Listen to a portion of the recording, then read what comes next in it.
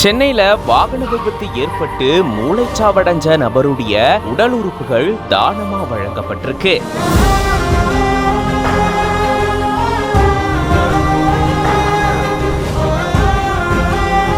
சிறுநீரகங்கள், கல்லீரல், 2 கண்கள் உட்பட உறுப்புகள் தானமா வழங்கப்பட்டதை தொடர்ந்து அரசு மரியாதையும் செலுத்தப்பட்டிருக்கு.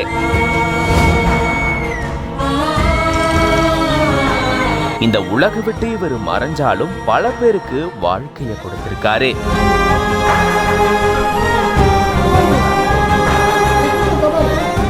சென்னை மணலி புதுநகர் எழில்நகர் பகுதியை சேர்ந்தவர் மகேஷ். இவருடைய மனைவி மரியா ஃபாஸ்டினா. இந்த தம்பதிக்கு 2 குழந்தைகள் இருக்காங்க. மகேஷ் வழக்கம் போல தன்னுடைய பணிக்கு போயிட்டு தன்னுடைய நண்பரை அவருடைய வீட்டுல விட்டுட்டு தன்னுடைய வீடு நோக்கி போயிட்டு இருந்திருக்காரு. அப்போ எதிர்பாராத விதமா விபத்து ஏற்பட்டிருந்திருக்கு. இதை தொடர்ந்து அவரை சிகிச்சைக்காக மருத்துவமனையில சேர்த்திருந்திருக்காங்க. அவருக்கு தொடர்ந்து சிகிச்சை அளிக்கப்பட்டு வந்த சூழல்ல தான் சிகிச்சை பலனிடாம மூளைச்சாவடைஞ்சதா சொல்லப்பட்டிருந்தது. ஸ்டான்லி அரசு மருத்துவமனை மருத்துவர்கள் இவருடைய உடல் உறுப்புகளை தானமா செய்யறதுக்காக குடும்பத்தார்கிட்ட கேட்டிருந்திருக்காங்க. அதுக்கு குடும்பத்தாரும் ஒப்புதல் தெரிவிச்சிருந்திருக்காங்க. அதன்படி இவருடைய 2 சிறுநீரகங்கள், கல்லீரல், 2 கண்கள், இதய வாழ்வு தோல்னு இந்த உறுப்புகளை தானமா வழங்கியிருந்திருக்காங்க. இந்த உறுப்புகள் பெறப்பட்டதை தொடர்ந்து பதிவு செய்யப்பட்ட 5 பேருக்கு இந்த உறுப்புகள் தானமா வழங்கப்படுது. அதை தொடர்ந்து உடல் உறுப்புகள் தானமா வழங்கப்பட்ட நிலையில இவருடைய உடலுக்கு அரசு மரியாதையை செலுத்தியிருக்காங்க ஸ்டான்லி அரசு மருத்துவமனை மருத்துவர்கள். வாகன விபத்துல